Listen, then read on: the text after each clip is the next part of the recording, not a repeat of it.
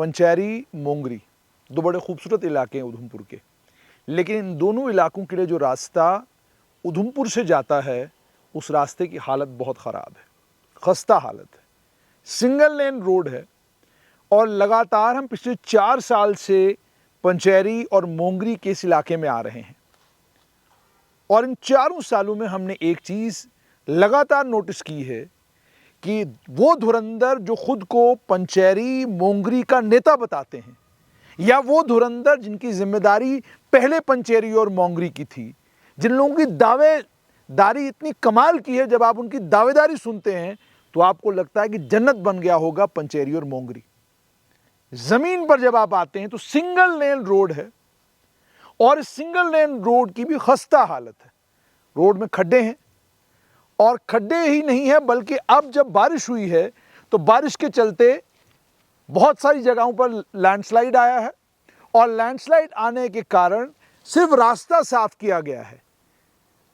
रास्ता साफ करने के साथ में इस बात का ख्याल करते हुए कि ये टूरिस्टों के लिए एक बड़ी बेहतरीन डेस्टिनेशन है, यहाँ कमाल गर्मी में भी टेम्परेचर अच्छा होता है और अब होम स्टे बहुत सारे यहाँ पर बन गए हैं। इन चीज़ों का ख्याल करते हुए अगर सरकार ने यहाँ डबल लेन रोड बनाई होती तो शायद इस सड़क पर आपको दुनिया भर का टूरिस्ट मिलता। लेकिन एक तो जिन नेताओं की ये जिम्मेदारी है, वो नेता उधमपुर शहर में परपंच करने से उनको फुर्सत मिले तो वो इन इलाकों में सड़कों पर ध्यान दें, इन इलाकों पे इंफ्रास्ट्रक्चर पर ध्यान दें। और ये आप देख सकते हैं बड़ा खूबसूरत इलाका है। ये अभी हम पंचैरी पहुँचे नहीं हैं, अभी कैंथगली भी नहीं पहुँचे, अभी सिर्फ हम उधमपुर से ऊपर की तरफ आ रहे हैं। और इतने इस खूबसूरत इलाके की सबसे बड़ी बदकिस्मती ये है कि इस इलाके में सिंगल लेन रोड आपको पंचैरी पहुंचाती है, सिंगल लेन रोड आपको मोंगरी पहुंचाती है। बहुत खूबसूरत इलाका। अब जिम्मेदारी किसकी है? जिम्मेदारी है एमएलए साहब की, जिम्मेदारी है यहां के चुने हुए नुमाइंदे की। जो पहले चुने हुए नुमाइंदे हैं उनकी जिम्मेदारी तब खत्म हुई जब डिलिमिटेशन हुई और इस इलाके को अलग कर दिया गया पहली जिस कॉन्स्टिट्यूंसी के साथ। तो वो धुरंधर जिनकी उस वक्त जिम्मेदारी थी वो इसको डबल लेन नहीं करा सके, वो इसको टूरिज्म के मैप पर नहीं ला सके। अब अगर इतने साल गुजरने के बाद भी लेक्चरबाजी जब आप उनकी सुनते हैं सोशल मीडिया के ऊपर, घबरा जाते हैं आप कि जनाब ये तो लेक्चर इतना कमाल का देते हैं, इन्होंने तो अपने कार्यकाल में ज़बरदस्त काम किया होगा, जन्नत इलाका बनाया होगा।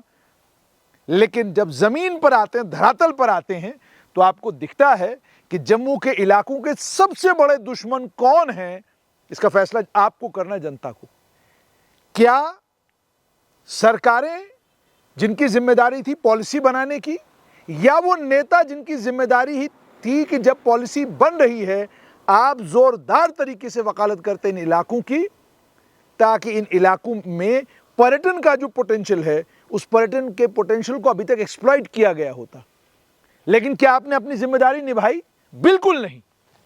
और आज भी जो जिम्मेदार हैं वो जिम्मेदार भी अपनी जिम्मेदारी नहीं निभा रहे, ठीक तरीके से नहीं निभा रहे।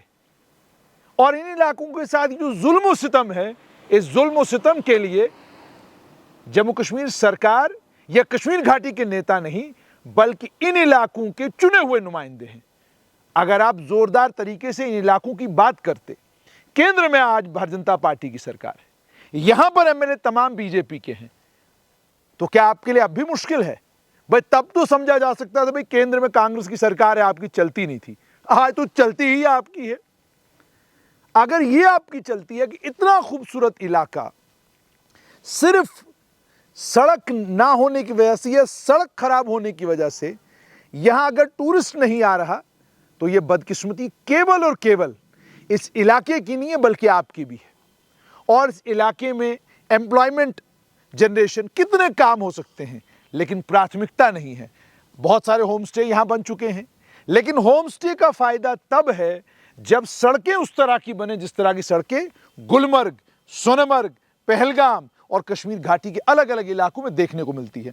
और इस बात के लिए कश्मीर के तमाम एमएलएज का धन्यवाद करना चाहिए घाटी के लोगों को कि जिस तरीके से इन नुमाइंदों ने प्राथमिकता उनकी ये कि हमारे यहाँ इंफ्रास्ट्रक्चर, हमारे यहाँ सड़कें, हमारे यहाँ बिजली पानी की व्यवस्था बढ़िया, और उसके बाद टूरिस्टों के रहने के लिए, टूरिस्टों के आने के लिए व्यवस्थाएं बढ़िया होनी चाहिए।